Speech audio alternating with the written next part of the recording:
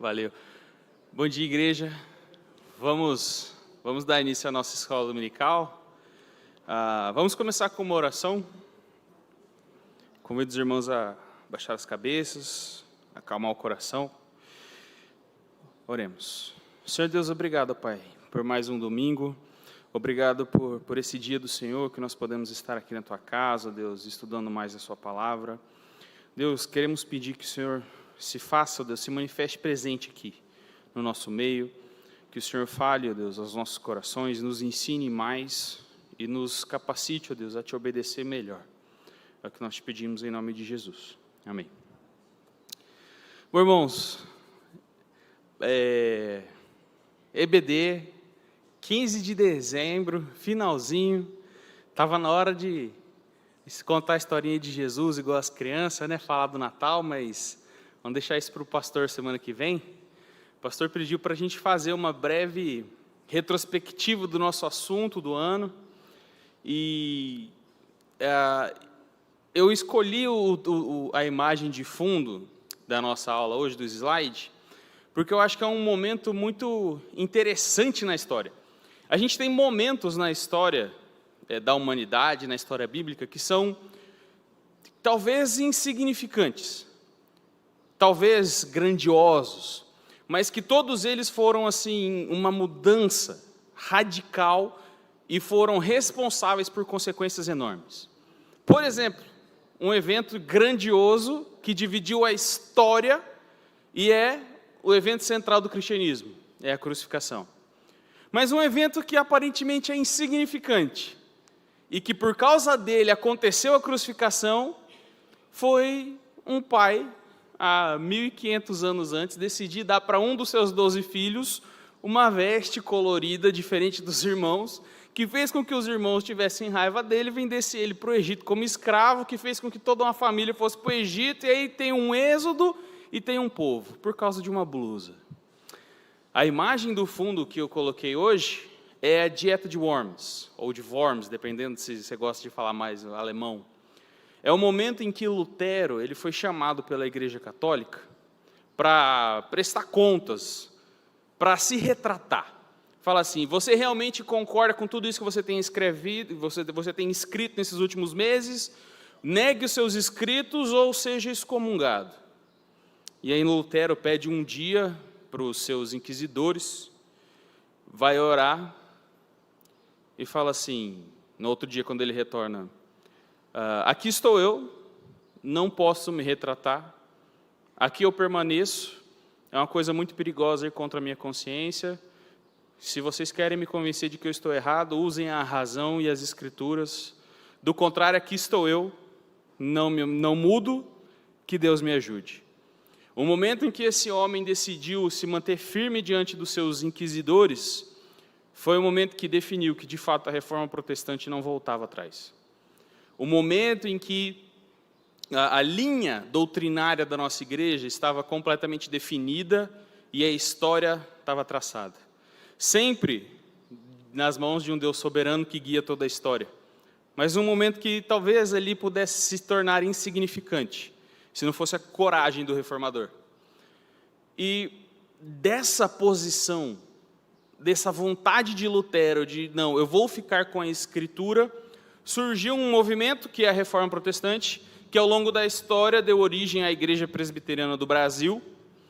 E ao longo da história, a igreja que se originou na Reforma, ela produziu vários documentos, algumas confissões, alguns credos, que são maneiras de tentar resumir aquilo que a igreja acredita.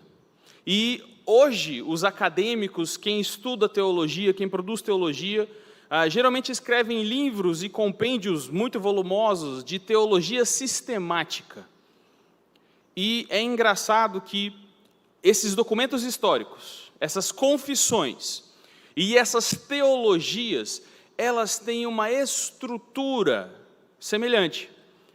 Quando os homens de Deus vão abordar o tema de como a gente categoriza a Bíblia, como a gente organiza aquilo que a Bíblia ensina, eles têm os mesmos temas e as mesmas ordens de assuntos. Quando a gente vai sistematizar a nossa doutrina, E o que a gente passou o ano fazendo foi sistematizando a nossa doutrina baseado na nossa confissão. Então a gente pegou o documento histórico que a nossa igreja subscreve e fomos estudando os tópicos dela, os assuntos dela. A gente vê uma ordem preferencial. Primeiro, nós tratamos sobre a Escritura. Depois de tratar sobre a Escritura, nós tratamos sobre a teontologia, o ser de Deus, as características de Deus, quem Deus é e o que Ele faz. Depois disso, nós tratamos sobre os decretos de Deus. Esse Deus que nós definimos, então, nós vamos ver como Ele se envolve com as coisas que Ele cria, o seu decreto da criação, o decreto da queda, da redenção, da consumação, e dentro dessa estrutura, a salvação. Depois dos decretos, nós vemos a doutrina da salvação, o estudo da salvação, que é a soteriologia. Nós falamos sobre 5 pontos do calvinismo, nós falamos sobre livre-arbítrio, que não é tão livre assim, mas é o tema da outra aula. Nós falamos sobre a capacidade moral do homem, a sua depravação. E depois que nós entendemos quem nós somos, quem Deus é, e o que Ele fez por nós, nós então passamos nas últimas semanas a tratar sobre a eclesiologia, o estudo da igreja. Como que agora os salvos têm que se organizar e se relacionar uns com os outros, e quais são os símbolos que Deus nos deu para trabalharmos enquanto organismo de irmãos. E aí então, depois da eclesiologia, o natural seria irmos para a doutrina do fim dos tempos. Mas infelizmente o ano acabou e o fim dos tempos ainda não chegou, então a gente não conseguiu tratar um pouquinho sobre escatologia. Mas o que é importante? O importante é nós sabermos como a nossa igreja, desde o começo e até hoje, ela mantém o mesmo modo de olhar a Escritura, mantém as mesmas verdades declaradas na Escritura. E quais são essas verdades? Foi isso que nós fizemos ao longo do ano. E para resumir, eu preciso apelar para uma das aulas que nós tivemos. Eu preciso que nós nos lembremos da hermenêutica da aliança. Eu preciso que a gente se lembre um pouquinho do que é a aliança e de como esse conceito vai ser o elo dourado que vai ligar e dar unidade a toda a Escritura, desde Gênesis até Apocalipse. Reino, pacto e mediador. São os 3 cordões dessa corrente que ligam tudo o que tem na Escritura. E a gente usa esses conceitos como o esqueleto, a coluna vertebral, a metanarrativa a partir da qual nós entramos no texto. E esse conceito de aliança para o presbiterianismo da Igreja Presbiteriana do Brasil é o que vai definir se nós somos de fato presbiterianos ou não. Entendendo esse conceito, nós entendemos todas as doutrinas da nossa confissão. Quando eu falo de aliança, eu quero dizer o modo como Deus escolheu se relacionar com o homem. É isso que significa aliança. A aliança, ela aparece várias vezes na Bíblia, de várias formas, mas o nosso conceito é o seguinte: Deus tem uma aliança da graça com o seu povo, que Ele estabelece com os pecadores através de Jesus. Deus se relaciona pela graça, mediante a fé em Cristo, através do pacto. Isso é o conceito de aliança. E por que ele é tão importante? Por que se a gente tem que guardar uma coisa nos nossos corações, de todas as aulas da EBD que nós tivemos esse ano, é que a doutrina da aliança é a doutrina fundamental da Igreja Presbiteriana do Brasil. Porque quando a gente fala de Escritura, e toda a Escritura é inspirada por Deus, e útil para o ensino, e para a correção, para a repreensão, quando a gente fala que a Escritura é inspirada, é suficiente, é inerrante, quando a gente fala que o Antigo Testamento e o Novo Testamento são palavras de Deus, única regra de fé e prática, nós estamos dizendo que a aliança revelada na Escritura são essas coisas. Vejam só, vou convidar os irmãos a abrirem comigo o livro de Êxodo, no capítulo 34. Vejam só como Deus Deus se refere às palavras que Moisés registraria. Êxodo 34, de 27 e 28. Disse mais o Senhor a Moisés: escreve essas palavras, porque segundo o teor dessas palavras fiz aliança contigo e com Israel. E ali esteve com o Senhor 40 dias e 40 noites. Não comeu pão nem bebeu água. E escreveu nas tábuas as palavras da aliança, as 10 palavras. Os 10 mandamentos são as palavras da aliança. Quando Deus fala para Moisés, escreve, comece a redigir a escritura, o que Deus está falando para Moisés é o seguinte: faz o contrato do pacto. Escreve, registra as cláusulas do relacionamento para que eu entre em aliança com o meu povo. Então, o que é a Bíblia? A Bíblia, na ótica reformada, é o padrão, o cânon, a régua de medir da aliança. É o registro da aliança. É o livro do relacionamento do povo com Deus. Então, o nosso entendimento da Escritura vai depender do nosso entendimento do relacionamento de Deus com o seu povo. A Escritura é o contrato que nós assinamos e subscrevemos quando decidimos entrar em relacionamento com Deus. É o registro da história e das exigências e dos benefícios do pacto. A Escritura é a Escritura da aliança.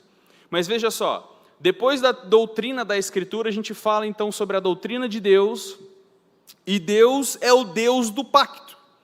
Ele se revela como o Senhor da aliança, como o Deus do relacionamento, aquele que vem para se relacionar com o seu povo.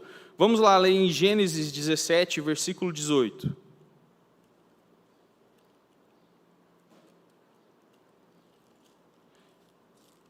Gênesis 17. Uai. Eu acho que eu coloquei errado o versículo aqui. Só um segundo. É versículo 8.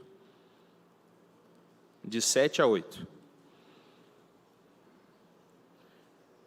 Não é Gênesis 17, 18. Desculpa, é Gênesis 17, 7 e 8.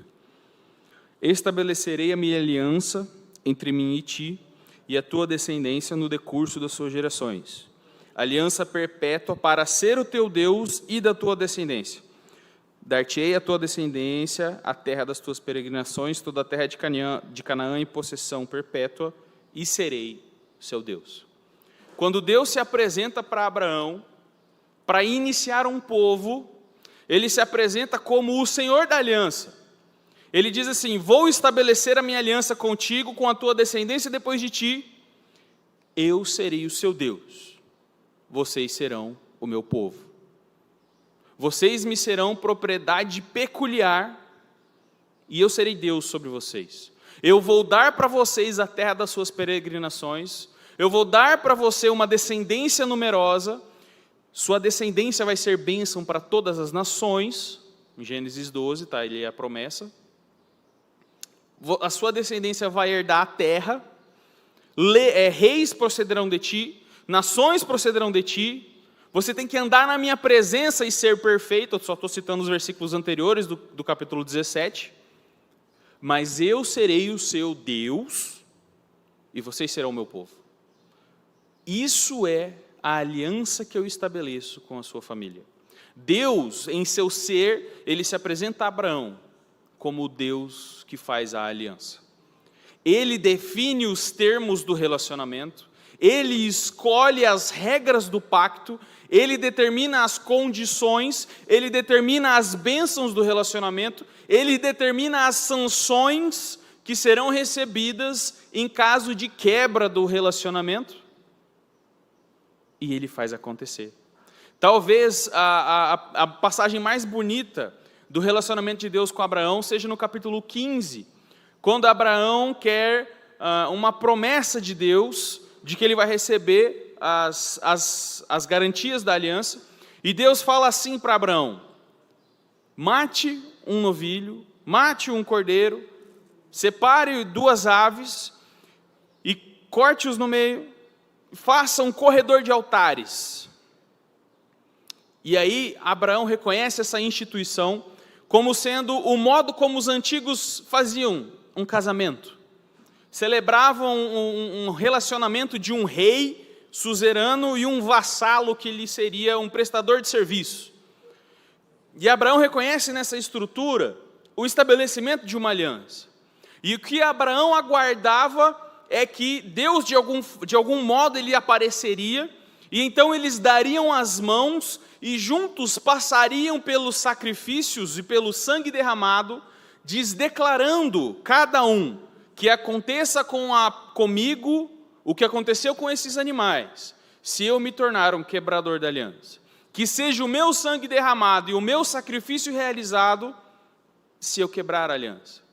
Só que chegou um tempo em que Abraão aguardava a vinda de Deus, e Deus parecia tardio, e Abraão começa a ficar com sono, e quando ele começa a ficar com sono, então, aparece um fogareiro fumegante, uma tocha de fogo que saía fumaça, e a tocha de fogo passa sozinha entre os pedaços. E nesse dia a Bíblia fala que Deus fez aliança com Abraão. E Abraão não se comprometeu com a aliança. Ele não passou no meio dos pedaços. Porque quem estabeleceu a aliança se comprometeu sozinho com ela.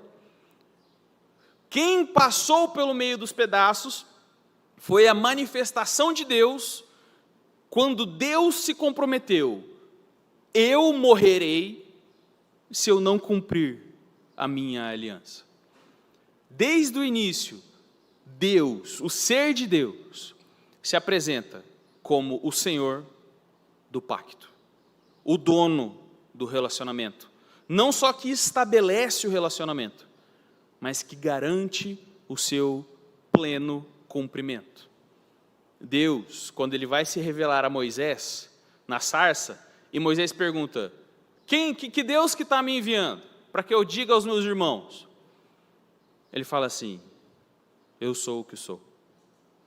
E esse termo, eu sou o que sou, registrado em 4 letras do alfabeto hebraico, se torna então o nome de Deus, o nome da aliança de Deus, o nome particular que só o povo de Israel usa para se relacionar com Deus.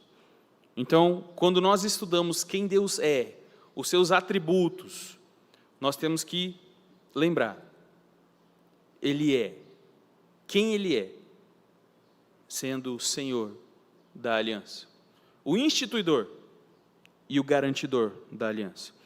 Mas, quando nós pensamos também na estrutura dos decretos, criação, queda, redenção, nós pensamos na instituição, na aplicação da aliança. Veja só, é difícil às vezes a gente pensar no decreto da criação como sendo uma aliança. Mas, desde que o homem foi criado, ele foi criado à imagem e semelhança de Deus. E isso para nós pode ser um pouquinho obscuro talvez. O que significa ser imagem e semelhança de Deus? Bom, na época que Moisés escreveu, a imagem e a semelhança do rei costumava ser uma estátua que, quando o rei invadia um território, ele construía um símbolo de si mesmo que servia como representativo da sua presença naquela nação, e através daquela estátua, todo o povo que estava lá ia saber: aquele é quem nos governa. E quando a Bíblia chama o ser humano de imagem e semelhança de Deus, o que a Bíblia está fazendo é: nós somos as estátuas, dentro da criação. Quer falar, Leandro? Ah, tá. É que estava olhando para lá, pareceu que você estava falando alguma coisa. Mas fica à vontade, gente. Quem quiser participar, o microfone está aqui.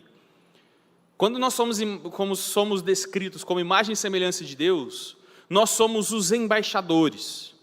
Nós somos os representantes, Nós somos aqueles para quem a criação olha e precisa ver a glória do Criador. Isso é um termo antigo para filiação. Nós fomos feitos quase como que filhos, representantes. E a filiação e a representação são necessariamente relacionamentos de aliança. A minha filha é fruto da minha aliança do meu casamento. Assim também, o homem foi feito para entrar dentro do relacionamento das pessoas da Trindade. O relacionamento eterno do Pai, do Filho e do Espírito um com o outro. O relacionamento de amor. E o homem foi feito como aquele que vai de fora participar desse relacionamento. Então, quando Deus fala que Ele cria, o decreto dele de criar é manifestar um relacionamento de aliança. Veja só, e não é só com o homem, o ser humano, que o relacionamento de aliança é estabelecido. Vamos ler lá Jeremias 33, de 23 a 26. Jeremias 33, 23. Veio ainda a palavra do Senhor a Jeremias, dizendo: não atentas para o que diz este povo. As duas famílias que o Senhor elegeu agora as rejeitou. Assim desprezam a meu povo, que a seus olhos já não é povo.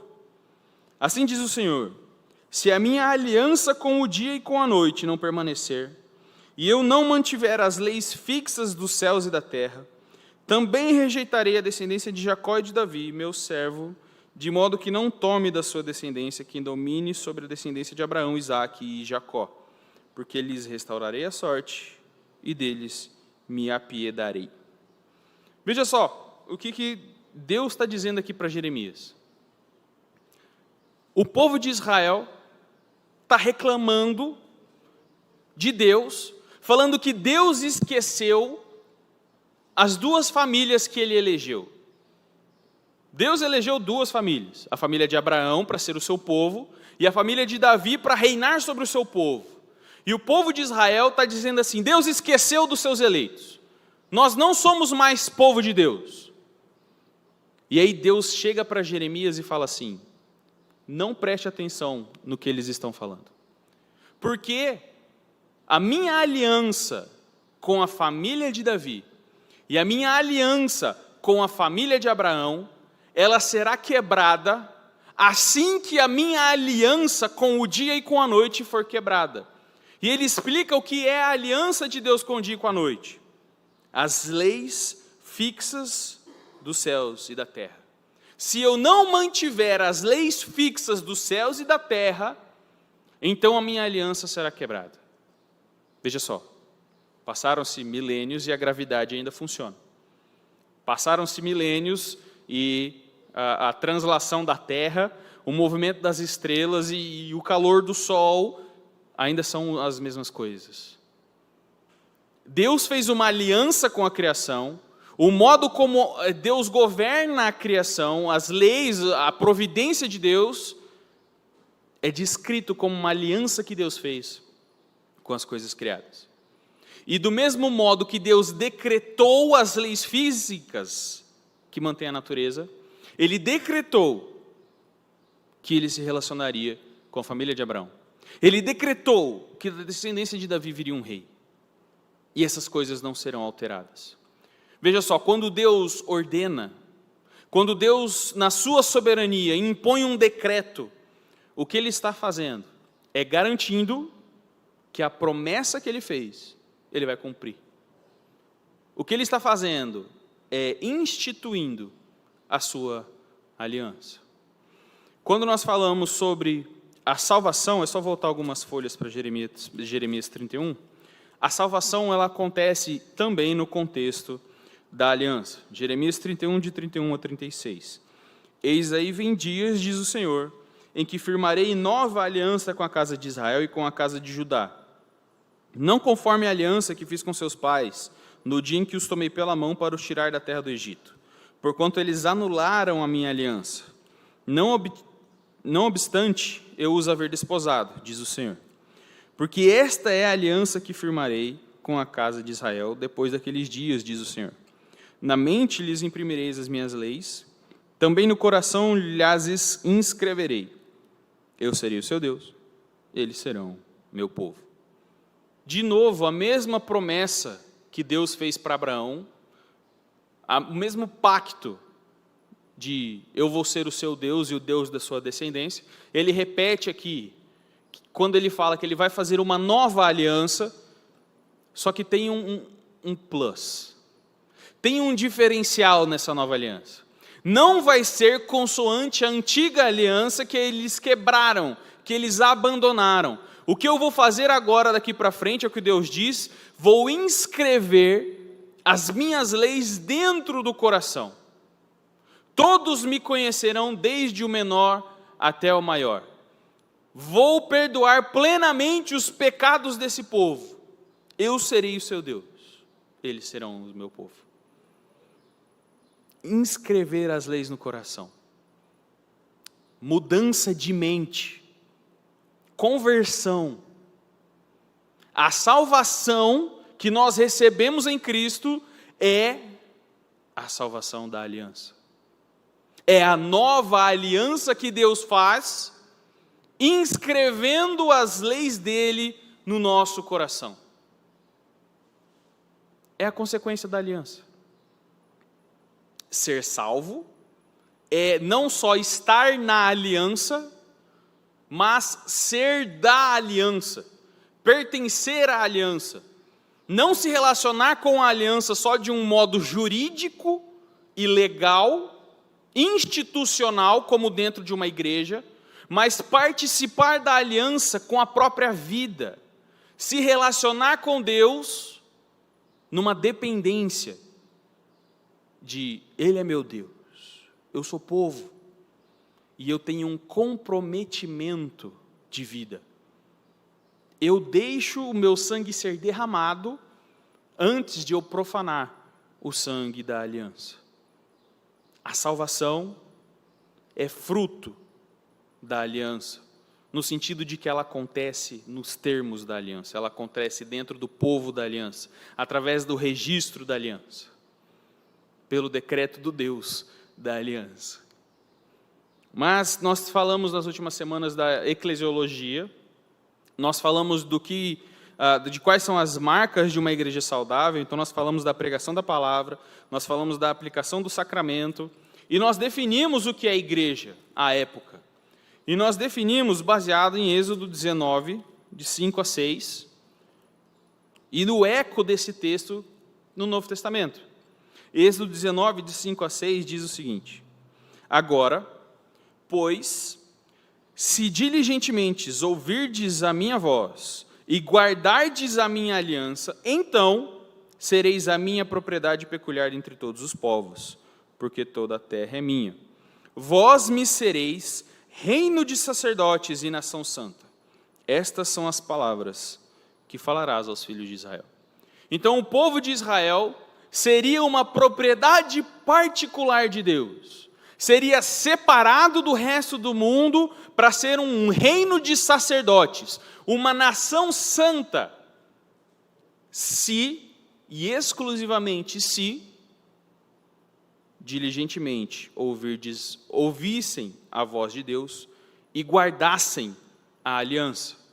O povo de Israel seria feito comunidade da aliança, se guardasse a aliança, e seria separado de todos os povos. E nós vimos na aula sobre a doutrina da igreja, que essa promessa é repetida por Pedro, na primeira epístola, no segundo capítulo.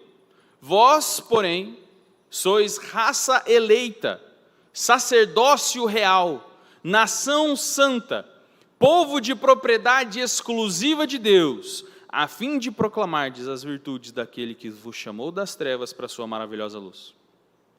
Do mesmo jeito que Israel foi chamado para, guardando a aliança, se tornar um reino de sacerdotes, Pedro declara que os eleitos da igreja são sacerdócio real. Se Israel devia ser separado das nações para ser uma nação santa, Pedro vai dizer que a etnia santa agora é a igreja.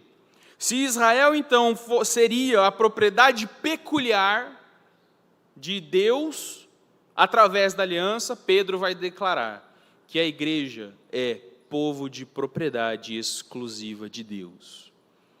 Todas as promessas com relação à comunidade é assim: vocês, enquanto guardarem a minha aliança, serão o meu povo, tanto no Antigo quanto no Novo Testamento.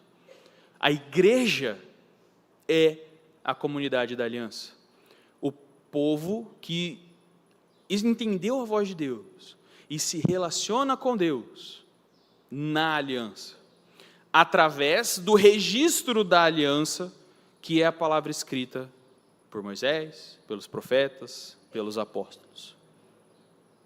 Vejam só, irmãos, por que está meio solto os conceitos? Porque eu quero mostrar que a unidade da nossa teologia é feita no conceito da aliança. Nós estudamos o ano inteiro sobre a Escritura, sobre o ser de Deus, sobre a igreja, sobre a salvação, sobre os decretos de Deus, a criação, a providência, a queda, e tudo isso encontra unidade no conceito do reino, do pacto e do mediador. Vejam só, Deus, Pai, o idealizador, decretador de todas as coisas, Filho, o Deus Filho, o intermediador, mediador, através de quem todas as coisas são feitas, e o Espírito, Deus, o Espírito Santo, através de quem todas as coisas são realizadas e aplicadas. Na criação, na redenção, o Pai determina, fala o Filho e o Espírito realiza.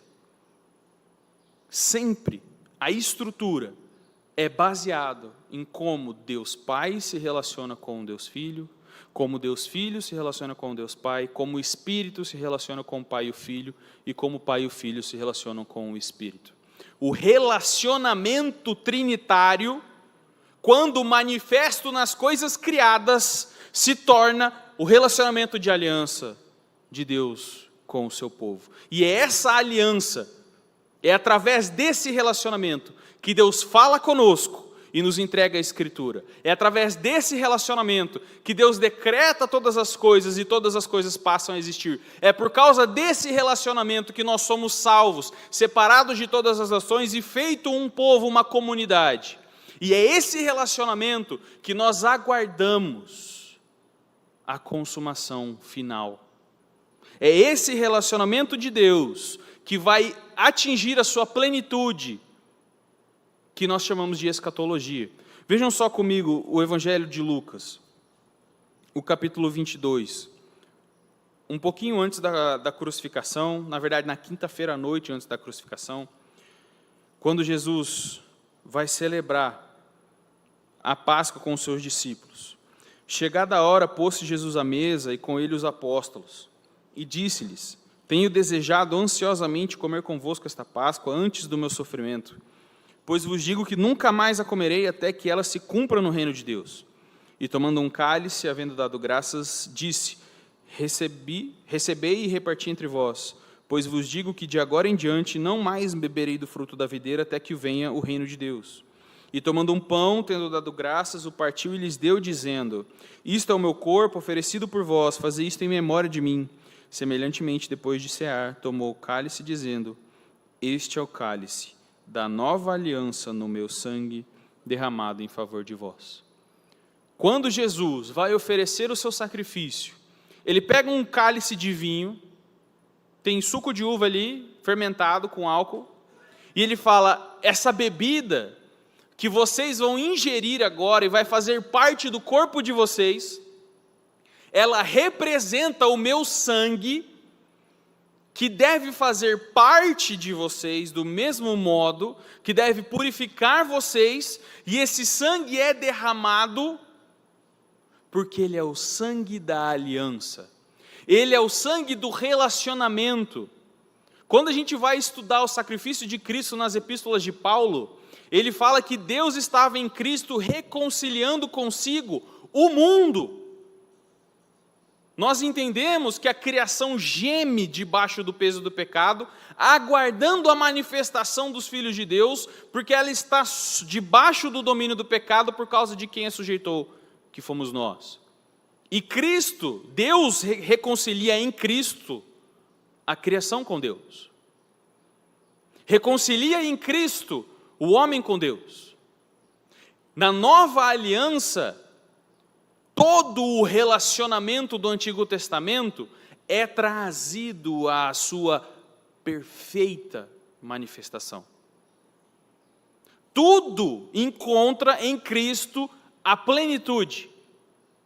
Então Adão, que quebra a aliança e por isso o pecado entra, encontra em Cristo a sua melhor expressão, porque aquele que foi tentado no jardim e pecou, agora é melhor expresso no Filho de Deus, que é tentado no deserto e não peca.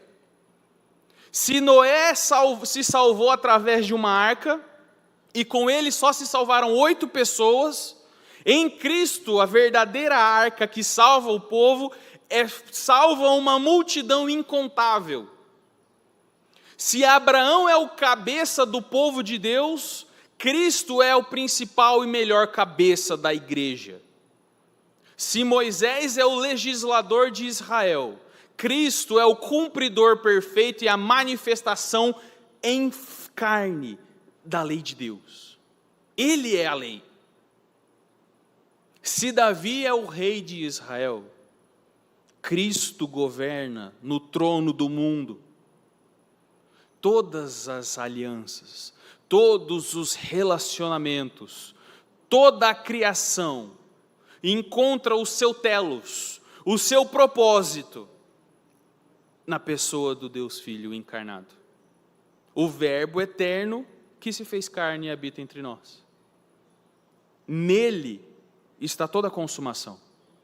E porque nós somos unidos a Ele, através do Espírito Santo, então nós compartilhamos de tudo aquilo que Ele possui. Ele é o herdeiro do mundo. E nós somos cordeiros com Ele. Porque somos unidos a Ele pelo Espírito, pela graça. Ele é aquele que se relaciona perfeitamente com Deus Pai. E através do sangue dele, nós agora podemos nos achegar confiadamente ao trono da graça. Não por nós, mas quando Deus olha para nós, através de Cristo. Nele, em Jesus, nós temos a manifestação perfeita da aliança. A aliança, meus irmãos, é o conceito que vai dirigir a nossa interpretação da Escritura. A Escritura é o texto da aliança. Deus é o Deus da aliança. Os decretos são as alianças de Deus instituídas no tempo. A igreja é a comunidade da aliança. Nós somos o povo de Deus. Deus é o nosso Deus. Por quê? Porque essa foi a promessa dele. Eu serei o seu Deus. Vocês serão o meu povo. Essa é a minha aliança. A nossa igreja, historicamente, ela é uma igreja aliancista. Ela entende a Escritura dentro desses moldes, dentro desse relacionamento que encontra o ápice em Jesus. Mas existe uma vírgula, existe um passo anterior que nós precisamos dar. Nós precisamos dar um passo para trás e falar, se nós somos o povo da aliança, se a Escritura é o registro da aliança, como nós conhecemos a aliança? Quem nos mostra a aliança? Da onde a aliança provém? E aí nós precisamos falar da revelação da aliança. Quando nós falamos da revelação, nós estamos dizendo quem tira o véu daquilo que nós não antes conseguíamos ver e entender, e agora torna manifesto no tempo e no espaço, para que nós então possamos perceber. Quando a gente fala da revelação, nós estamos falando da necessidade epistêmica da revelação da aliança de uma maneira onipotente. Falei muitas palavras compridas e bonitas que não devem fazer muito sentido. Mas quando eu falo da necessidade epistêmica, eu quero dizer o seguinte: epistemologia é um ramo da filosofia que estuda o conhecimento. É a teoria do conhecimento. É como nós fundamentamos aquilo que nós sabemos. E hoje, o mundo, a humanidade, tem um problema epistêmico. Tem uma deficiência de conhecimento. Simples. Porque eles não têm a revelação da aliança. Eu vou tentar explicar de uma maneira mais simples. Eu me formei em 2014, fui conhecer a família da minha esposa e a minha querida esposa em 2015, enquanto eu estava fazendo mestrado. E durante o mestrado eu passei algum tempo trabalhando em laboratório de microbiologia, e depois que a gente faz a dissertação de mestrado, geralmente a gente faz um relatório e publica esse relatório em revistas científicas. E eu tive a graça de Deus de poder publicar o meu artigo. E eu escrevi lá as coisas que eu fiz. Eu fiz uma introduçãozinha teórica. Eu falei, o problema que a gente procurou resolver foi esse aqui. Ele é um problema por causa disso, disso, disso. A gente espera poder resolver o problema assim, assim, assim. Aí eu fui descrever o que eu fiz. Olha, eu peguei essa coisinha da terra, levei para o laboratório, pesei esse tanto, medi desse jeito, joguei esse produto químico ali, fiz essa reação, no final medi isso aqui. Aí o resultado que eu obtive foi isso, isso e isso, e agora eu preciso explicar o que eu fiz, o resultado que eu obtive. Então, baseado nos conhecimentos que eu tive dos livros que eu li, eu acho que o que aconteceu aqui foi isso, isso e isso, por causa disso, disso, disso, dessa lei da biologia, dessa lei da física aqui, concluímos, então, que a gente precisa estudar mais. Sempre conclui desse jeito. Todo artigo científico que você pegar, concluímos que precisamos de mais estudo nessa parte, porque foi pouco. Mais ou menos isso. E na época, eu achei que eu estava produzindo conhecimento. E na verdade, o que eu estava fazendo era um manifesto de fé. Porque eu não sei se vocês perceberam, mas quando eu falo, da onde eu tirei o conhecimento? Eu registrei o que eu vi, eu registrei o que eu fiz, e eu escrevi que outras pessoas fizeram outras coisas. Mas eu não fui atrás das outras pessoas para saber se elas tinham feito mesmo.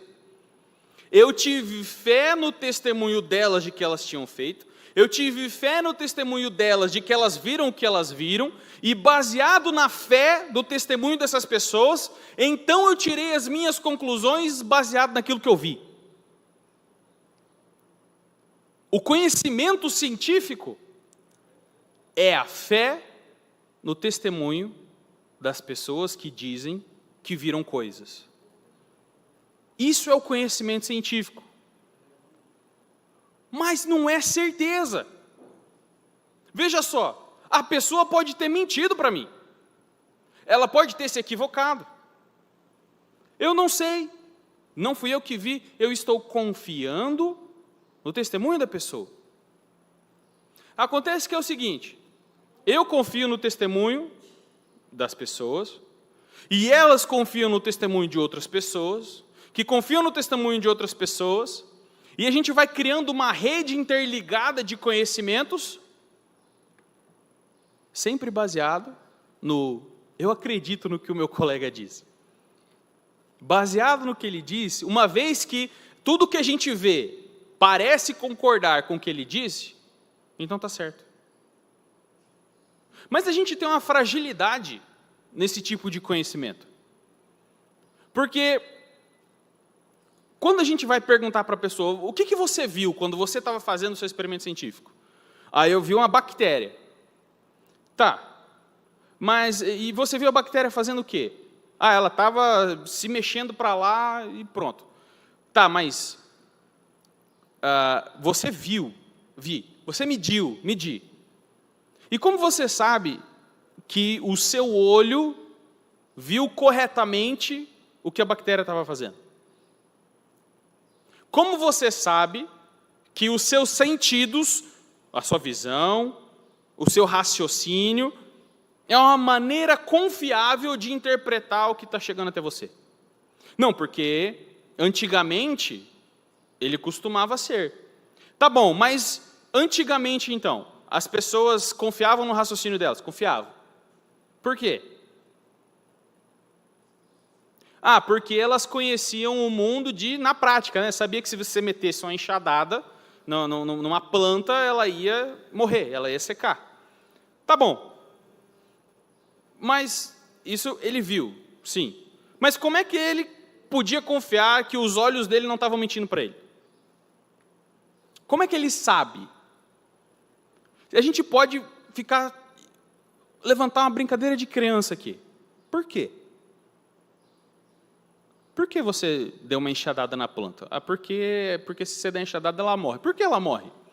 Porque ela sai do solo, ela para de ter água, ela seca. Por que ela para de ter água? Porque a raiz não está mais ligada no caule. Por que a raiz não está mais ligada no caule? Porque quando você dá enxadada, você aumenta a pressão ali e você quebra os ligamentos. Por quê? Por quê? Por quê? Quando a gente fica questionando aquilo que a gente sabe, eventualmente, ou a gente questiona ao infinito, e nós temos que ter infinitas respostas para o questionamento, ou alguma hora a gente vai chegar na verdade eu não sei. Só tem essas duas possibilidades. Se você deixar uma criança perguntar para você infinitamente por quê, alguma hora você vai falar assim, porque sim. Seja porque ela encheu a sua paciência, ou seja porque, na verdade, você não tem exatamente a resposta do porquê. Papai, por que as crianças na África morrem de fome?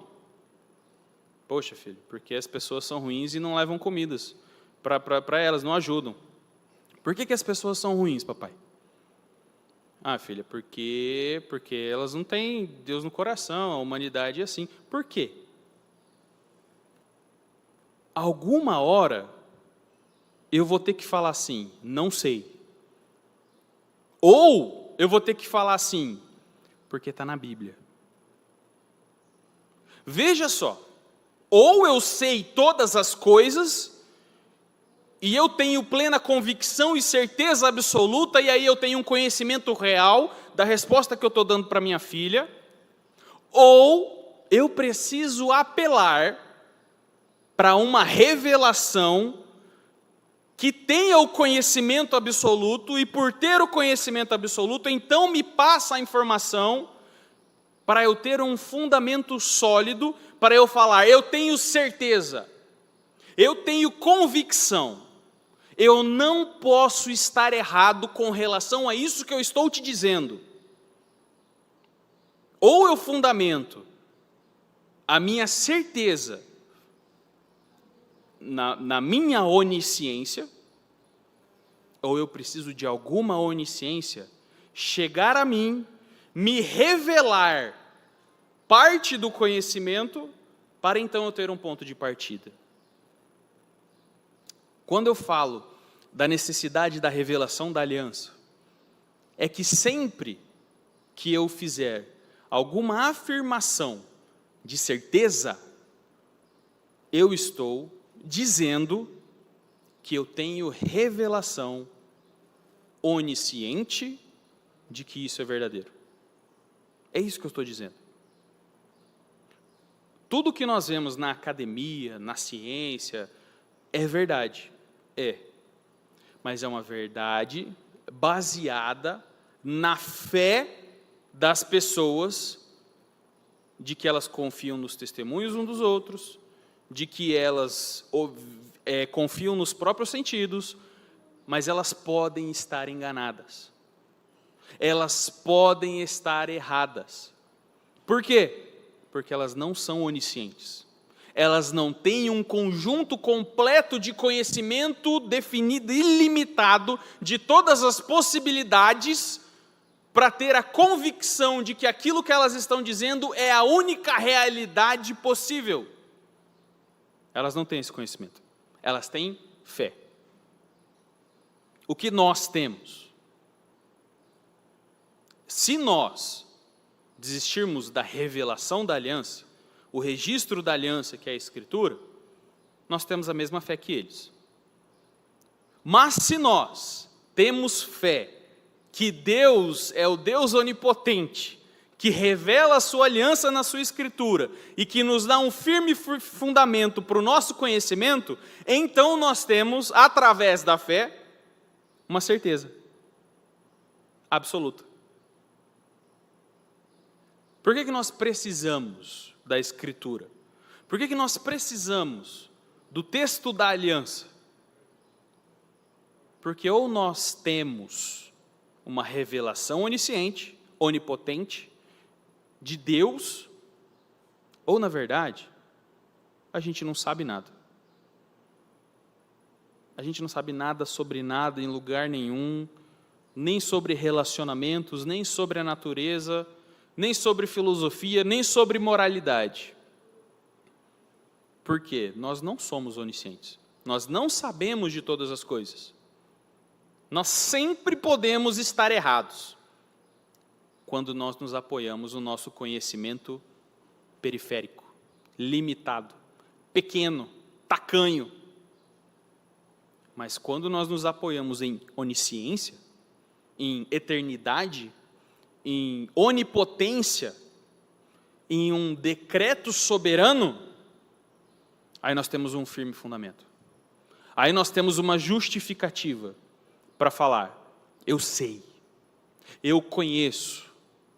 E é por isso que no encerramento da EBD é sempre bom a gente fazer uma ressalva da importância da EBD. Porque a gente pode ter vários conhecimentos empíricos da porta para fora. Sempre vai ser um conhecimento que a gente pode estar errado.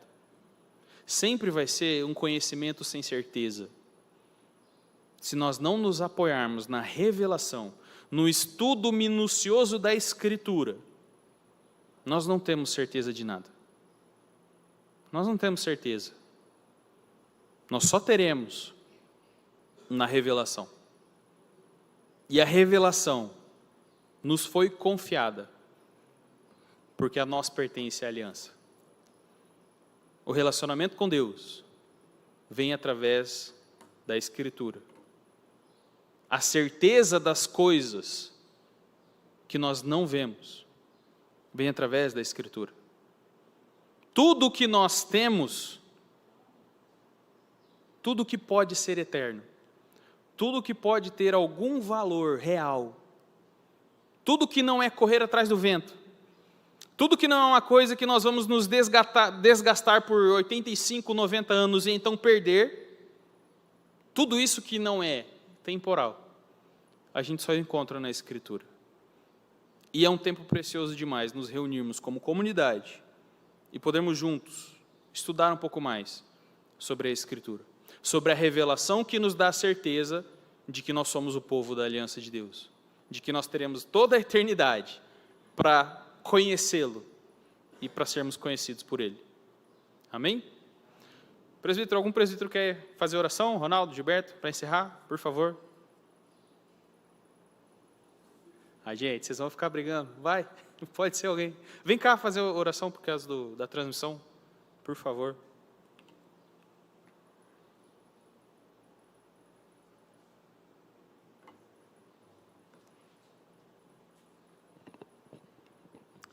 Vamos orar, irmãos. Pai, nós te louvamos, ó Deus. Muito obrigado, Senhor, porque o Senhor cuida de nós. Durante todo esse ano, o Senhor nos instruiu através da escola dominical. Durante todo esse ano, o Senhor nos deu a Tua sabedoria, ó Pai. E domingo a domingo nós recebemos a instrução do Senhor, ó Pai, para podermos, ó Deus, vivermos a plenitude do Teu Evangelho. Nesta manhã nós queremos Te agradecer, porque até aqui o Senhor nos ajudou. E também pedir, ó Deus, que o Senhor abençoe cada um dos professores, cada um dos alunos, ó Pai, para que nós possamos estar preparados, ó Deus, para vivermos esse Evangelho todos os dias. E que no novo ano que vai iniciar em breve, que nós possamos ter uma escola dominical forte, uma escola dominical que busque o conhecimento do Teu Evangelho, para vivermos, ó Deus, a plenitude da Tua palavra, ó Pai. nos abençoe, Senhor, agora. Também, Senhor, nos leve para nossas casas, que possamos ter um almoço abençoado, uma tarde feliz na Tua presença, e possamos estar aqui à noite, Pai, para adorar grandemente o Senhor. Em nome de Jesus. Amém.